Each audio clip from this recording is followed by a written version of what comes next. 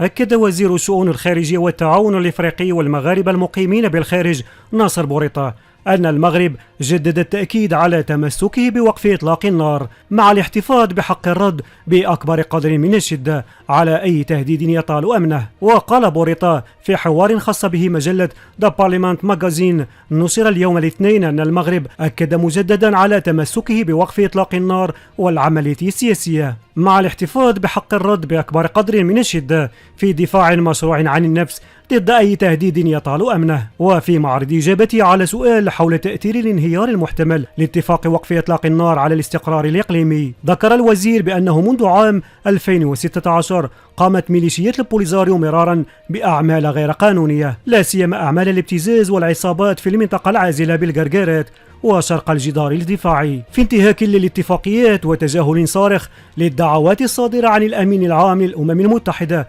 وقرارات مجلس الأمن. وسجل أنه في الشهر الماضي اتخذت هذه الميليشيات قرارا بتكثيف تجاهلها للقانون الدولي من خلال وقف حركة البضائع والأشخاص بين أوروبا وغرب إفريقيا عبر المغرب بالجرجارات. وقال لقد برهن المغرب على ضبط شديد للنفس ولا يزال يثبت ذلك، ليس نتيجة لضعفه بل لأنه فاعل مسؤول يلتزم بالمعالجة متعددة الأطراف والمؤسسات للقضايا ذات الأهمية الاستراتيجية بالنسبة للمنطقة. وسجل الوزير أن منطقة الصحراء الكبرى والساحل تواجه عددا من التحديات، الإرهاب، الجريمة المنظمة والتهريب، مشيرا إلى الالتزام المغرب المباشر مع الأمين العام للأمم المتحدة وأعضاء مجلس الأمن، لا سيما من خلال السعي إلى وضع حد للسلوك العدواني لميليشيات البوليزاريو الانفصالية. أحدث التدخل الميداني للقوات المسلحة المغربية في الجرجارات الذي انتهى بالسيطرة التامة على المنطقة الطريق الرابط بين الأقاليم الصحراوية وموريتانيا تغيرات كثيرة في قواعد اللعبة بالمنطقة،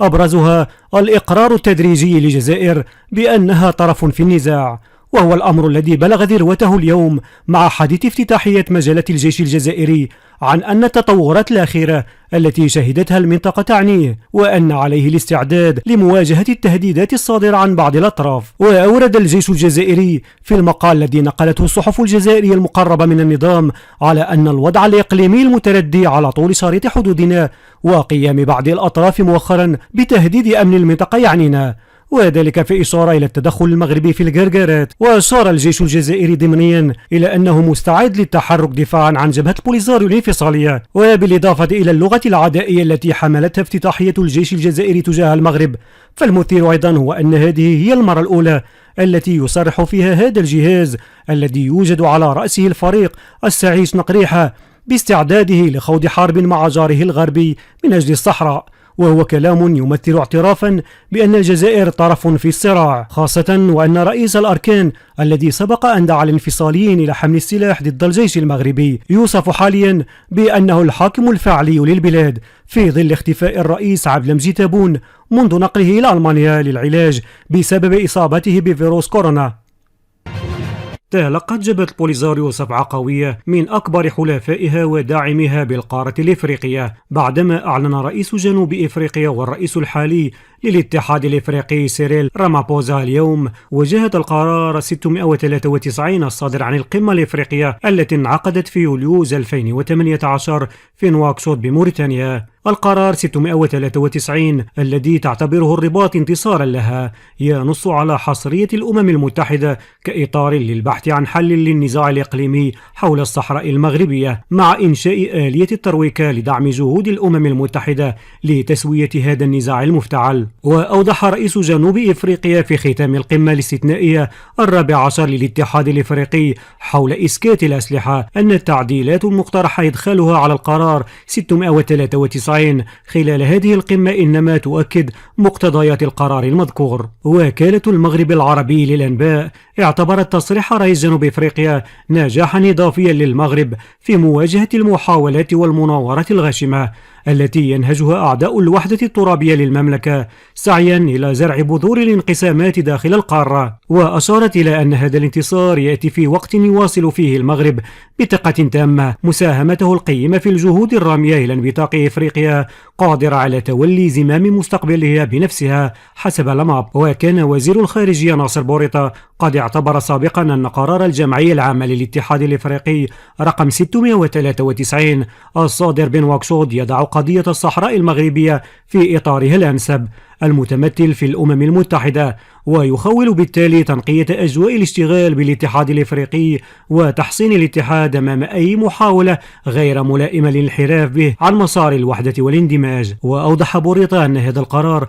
يساهم بكل تأكيد في إضفاء أجواء من الهدوء على أشغال الاتحاد الإفريقي حول قضية الصحراء المغربية، مشيرا إلى أن القرار يعكس موقف الغالبية الساحقة للبلدان الإفريقية التي تدعم المسار السياسي داخل الأمم المتحدة. ويشار إلى أن جنوب إفريقيا تعتبر من أكبر الدول دعما لجبهة البوليزاريو بعد الجزائر، إذ تعد من الدول التي تعترف رسميا بما يسمى بالجمهورية الصحراوية المزعومة، وهو ما جعل علاقتها بالمغرب تعرف توترا منذ عام 2004. وتحاول الرباط مؤخرا تحييد جنوب إفريقيا في نزاع الصحراء المغربية عبر مواقف يصفها محللون بالذكية من أجل محاولة استقطاب هذا البلد الإفريقي الوزن إلى جانب المغرب أو ضمان حياده على الأقل. جدير بالذكر أن وزير الخارجية ناصر بوريطة كان قد كشف في حوار سابق مع صحيفة سونداي تايمز الجنوب إفريقية أنه عوض الاستمرار في طريق المسدود ينبغي على المغرب وجنوب إفريقيا العمل سويا من أجل تطوير نموذج للتعاون الإفريقي.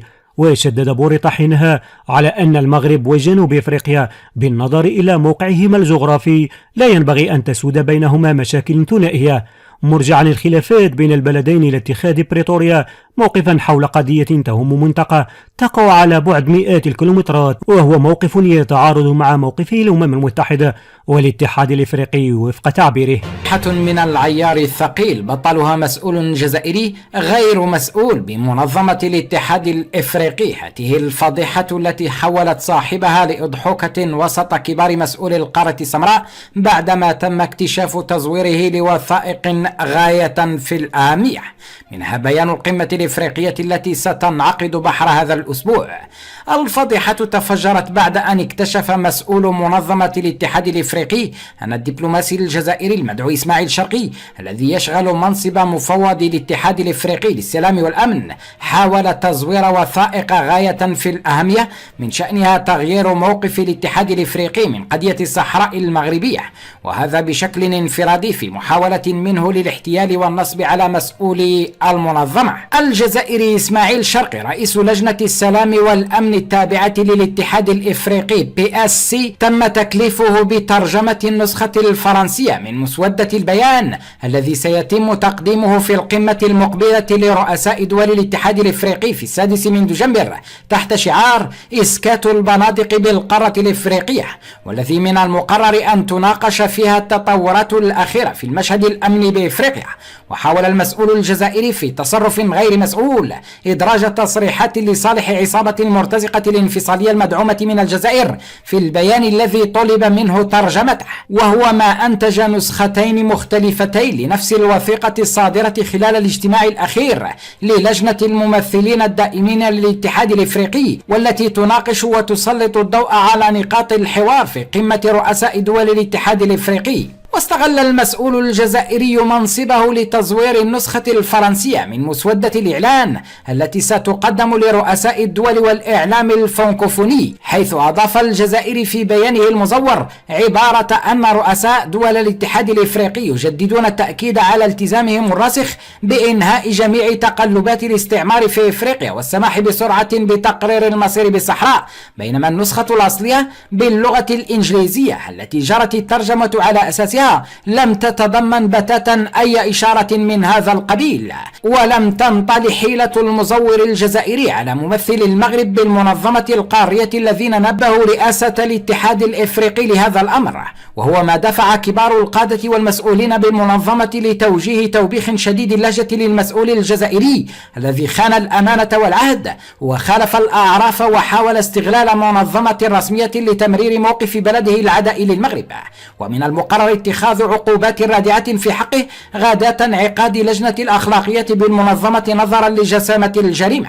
التي أراد الدبلوماسي الجزائري تمريرها خلسة للعالم قبل إفشال مخططه الصادر بتعليمات من قصر المرادية. ولم يرق للدبلوماسي الجزائري مزور الوثيقة التقارب الكبير بين غالبية دول إفريقيا والمغرب، وكذا قدرة المغرب الميدانية والدبلوماسية في حشد أصوات القارة مقابل عزلة بلده شيئا فشيئا، رغم صرفها ملايير الدولارات لشراء ذمم بعض القدح، وهو ما جعله يحاول تزوير الحقيقة بشكل مقزز ولا يليق والمكانة التي يوجد بها. هذا التحول الاستراتيجي والدبلوماسي المغربي أثار سعار مسؤولي الجزائر الذين ثارت ثائرتهم وتحول عداؤهم وحقدهم الدفين للمغرب من السر للعلن، غير أن بعض التصرفات الصبيانية كما وقع مع إسماعيل شرقي حول مع الأسف مسؤول الجارة الشرقية لأضحوكة وسط القارة، حيث أن الإقناع بمبدأ أو فكرة يأتي من خلال العمل الميداني والدبلوماسية الحقيقية النشيطة وليس بتزوير وثائق وبيانات